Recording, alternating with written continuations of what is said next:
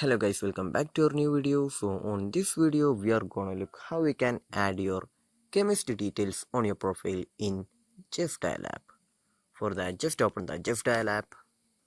So after opening the app, here we just need to go to the profile option on the top left corner. Just tap on the top left corner. In here we can just see our profile icon on the top left corner. Just tap on the profile icon. After that, just tap on the edit profile option.